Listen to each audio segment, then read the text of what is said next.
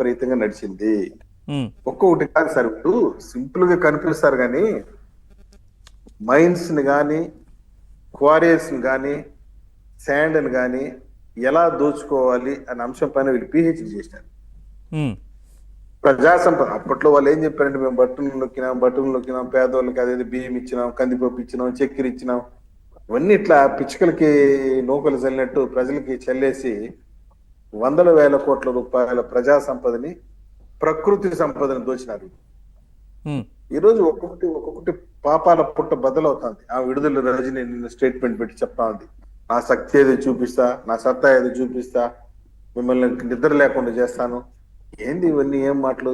ఇప్పుడు చూపించమ్మా, నువ్వేం చూపిస్తావు? నీ పాపాలన్నీ ఒక్కొక్కటి బయట వస్తుంది.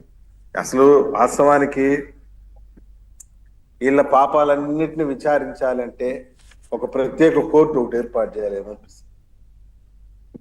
ఒక స్పెషల్ కోర్టు ఏర్పాటు చేయాల్సిందే. ఉమ్, ఒకటా రెండా చెప్పండి, ఎక్కడ లేదు వీళ్ళ దోపిడీ. చూడండి, చివరికి మున్సిపల్ శాఖలో దోపిడీ, మున్సిపల్ ఆటోలు కొనుగోలు దోపిడీ, చెత్తలో దోపిడీ, డంపింగ్ యార్డ్ లో ఉన్న చెత్తను కూడా అమ్ముకున్నారు వీళ్ళు. ఇంత దారుణంగా దిగజారి దోచుకుని తిన్నారు. టీచర్ పోస్టులు, విద్యుత్ శాఖలో విద్యుత్ పోస్టులు అమ్ముకున్నారు. ఈ రోజు కాకాన గోవర్ధన్ రెడ్డి బండారం బయటపడింది. ఆయన ఏదో పెద్ద ఇది మాదిరి మాట్లాడతాడు.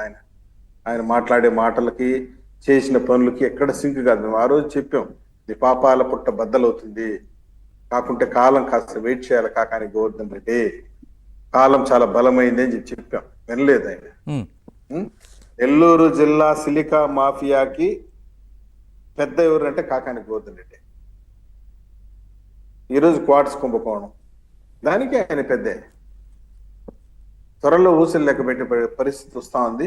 జగన్మోహన్ రెడ్డి కేబినెట్ మొత్తమే అవినీతి అక్రమాలు కూరుకుపోయింది. ప్రజలు కూడా తగిన విధంగా శిక్షించారు. దాదాపు నెక్స్ట్ అరెస్ట్ కాకానే అనుకోవచ్చా? చెప్పలేము. ఇప్పుడు ఇన్వెస్టిగేషన్ ఇస్ గోయింగ్ ఆన్. ఎందుకంటే ఈ క్వాడ్జ్ కేసులో ఆయన A4 గా ఉన్నారు. A4 A1, but he's an accused, దాంట్లో సందేహం లేదు. ఇప్పుడు మీరు చూడండి, వీళ్ళందరూ కూడా కేసులు ఇరుక్కోవటం, పోయి యాంటిసిపేటరీ బెయిల్కి పోయి దేవులు ఆడుకోవటం, సుప్రీంకోర్టు కాడ హైకోర్టు కాడ పడిగాపులు కావటం. ఈ లిక్కర్ కేసులో అయితే ఎంత ఘోరం అయితే, ఎవరెవరి పేర్లు అయితే అసలు ఎఫ్ఐఆర్ రిజిస్టర్ అయిన తర్వాత పేర్లు ఎఫ్ఐఆర్ లో రిజిస్టర్ లేకపోయినా పోయి యాంటిసిపేటరీ బెయిల్ అడుగుతున్నారు. అంటే ఏంది, మమ్మల్ని అరెస్ట్ చేసేటువంటి ఆలోచన ఉంది ప్రభుత్వానికి, మమ్మల్ని ఎక్కడ అరెస్ట్ చేస్తారని భయాందోళన.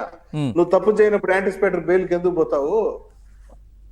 తప్పు చేసావు కాబట్టి ఆటోమేటిక్ నువ్వే కోర్టులో యాంటిసిపేటరీ బెయిల్ వేసుకుని కేసులు ఇంక్లూడ్ అవుతున్నావు నువ్వు.